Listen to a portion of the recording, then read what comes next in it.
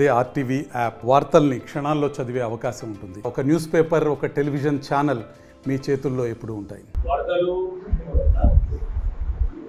భారీ వర్షాల దృష్టిలో పెట్టుకొని ప్రభుత్వం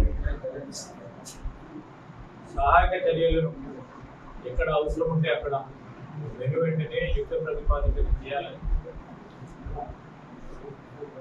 అదేవిధంగా ప్రికాషనరీ మెజర్స్ తీసుకోవాలని ఇప్పుడే మేము కడెం ప్రాజెక్టు పోయి రావడం జరిగింది. కడెం ప్రాజెక్టుకు సంబంధించి ప్రభుత్వం ఏర్పాటైన వెంటనే అనేక సంవత్సరాలుగా పరిష్కారం మార్గం ఉన్నా చేయలేదు ఆనాటి ప్రభుత్వం. కానీ స్థానిక శాసనసభ్యులు బొజ్జు గారి చొరవతో దాదాపు 10 కోట్ల రూపాయలతో గేట్ల రిపేర్స్ కానీ సర్వీసింగ్ చేపట్టి ఈనాడు ఈ విధమైన పరిస్థితి ఏర్పడుతుందని ఎవరు అనుకోలేదు. మరి ముందు జాగ్రత్త చర్యగా మేము చెప్పిన మాట మేరకు కడెం ప్రాజెక్టుకు సంబంధించి ఎప్పుడైనా భారీ వర్షం వచ్చినప్పుడు ఆ దిగువ ప్రాంతంలో ఉంటున్న గ్రామాలు దాదాపు 8-9 గ్రామాలు భయభ్రాంతులతో నిద్రపోకుండా వర్షం తక్కువయ్యే వరకు, నీటి ప్రవాహం తక్కువయ్యే వరకు భయభ్రాంతులతో గడిపేవారు. ఈరోజు దాన్ని రిపేర్ చేయించి కడెం ప్రాజెక్టు ఇబ్బంది లేకుండా చేసిన ప్రక్రియ భాగంలో నిన్న రాత్రి దాదాపు 2 లక్షల పైచీలకు 2 లక్షల క్యూసెక్లకు సంబంధించిన వరద నీరు రావడం అకస్మాత్తుగా అయినా కానీ పూర్తి స్థాయిలో ఈ 18 గేట్లను ఓపెన్ చేశాం.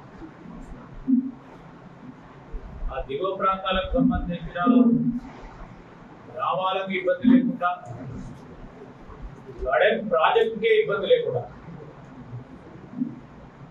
చేయటం జరిగింది. ఇప్పుడు కూడా మేము కానీ, కలెక్టర్ గారు కానీ, ఎమ్మెల్యే గారు కానీ ఆ నీటి ప్రవాహం చూడటానికి వెళ్ళాం. అక్కడ ఉన్న మా ఎస్సీ గారు, ఈ గారు కడెం ప్రాజెక్టుకు సంబంధించి ఏ విధమైన జాగ్రత్త చర్యలు తీసుకుంటున్నారో తెలుసుకున్నాం. ఖచ్చితంగా కూడా వారికి ఆదేశించడం జరిగింది. 24 గంటలు ఆ ప్రాజెక్టుకు సంబంధించిన రిపోర్ట్స్, ఈ ఇంట్లో ఎంత వస్తుంది, ఇంట్లోకి సంబంధించి అవుట్లో కరెక్ట్ గా సరైన సమయంలో, గంట లేట్ అయినా అధికంగా భారీ ఇంట్లో వచ్చినప్పుడు గంట లేట్ అయినా ప్రమాదం ఎక్కువైంది. సో అందుకోసమే 24 గంటలు పర్యవేక్షణలో ఒక్క క్షణం కూడా ఆలస్యం చేయకుండా ఎప్పుడు గేట్లు తెరవాలంటే ఆ గేట్లు తెరిచే సాంకేతిక పరమైన పరిజ్ఞానం వారికి తెలిసినాక దాని పరంగా ముందుకు నడవాలని ఆదేశించడం జరిగింది. ఖానాపూర్ నియోజకవర్గానికి సంబంధించి ఈరోజు రోడ్లు, అదేవిధంగా ఎలక్ట్రిసిటీకి సంబంధించిన భారీ వర్షాల వల్ల ఎక్కడైనా రోడ్లు ఎక్కిపోయినాయా,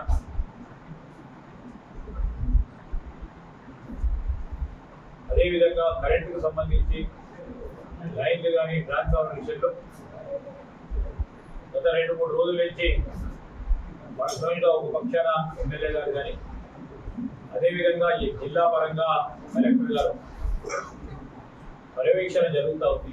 ఎక్కడ కూడా మా అధికారులందరూ కూడా, నేను మీ అందరినీ కూడా కోరుతా ఉన్నాను, మీరందరూ క్షేత్రస్థాయిలో ఈరోజు ఈ 24 గంటలు కూడా ఎమ్మెల్యే గారు ఫోన్ చేసినా, కలెక్టర్ గారు పక్కన సమాచారం తెలుసుకోవడానికి ఫోన్ చేసినా వెంటనే యాక్ట్ చేసి, ఎందుకంటే మీరు అందరూ కష్టపడతా ఉన్నారు. ఈ వర్షం పడతా ఉంది, ఈ అడవి ప్రాంతం ఇక్కడున్న అటవీ ప్రాంతంలో ఉంటున్న ఈ ప్రాంత వాసులకు ఇబ్బంది లేకుండా ఉండే కార్యాచరణ తీసుకోవాలని మేము అందరినీ కోరుతా ఉన్నాం.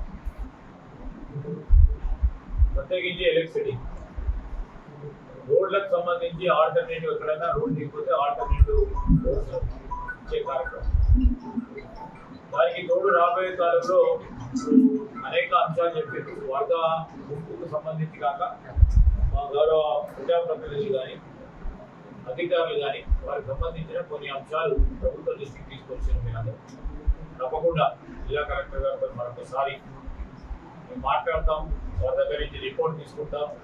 వివిధ డిపార్ట్మెంట్లకు సంబంధించింది ఏ విధంగా దాని పరిష్కారం ఆర్గనైజ్ కలెక్టర్ గారు దాని రిపోర్ట్ తీసుకున్న తర్వాత ఎమ్మెల్యే గారితో కూడా సంబంధించి వెంటనే పరిష్కారం ఏర్పాటు చేయడం జరుగుతుంది. ఇది మాకందరికీ కూడా తెలుసు. ప్రభుత్వం ప్రత్యేకించి ఈ మారుమూల ప్రాంతంలో మరి ఇన్ఛార్జ్ మంత్రి గారు సీతక్క గారు మహబూబాబాద్లో భారీ వర్షాలు వరదల వల్ల ఇక్కడి కంటే వరదలు నేపథ్యంలో అక్కడ వారు పర్యవేక్షణ చేస్తా ఉన్నారు. ఆ సందర్భంలో వారు ఇక్కడికి రాలేకపోయినారు. వారి పక్షాన మేము రావడం జరిగింది.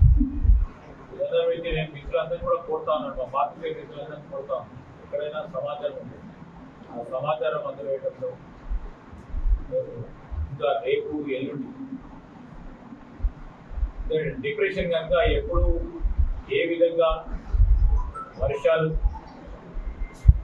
పడతాయని రేపు ఎల్లుండి కూడా భారీ వర్షాలు ప్రజలందరూ కూడా ఆనందంగా ఉండాలి. మరిన్ని వీడియోస్ కోసం ఛానల్ ని సబ్స్క్రైబ్ చేయండి. లేటెస్ట్ అప్డేట్స్ కోసం వాట్సాప్ ఛానల్ ని ఫాలో చేయండి. అండ్ లింక్ డిస్క్రిప్షన్ లో ఉంది.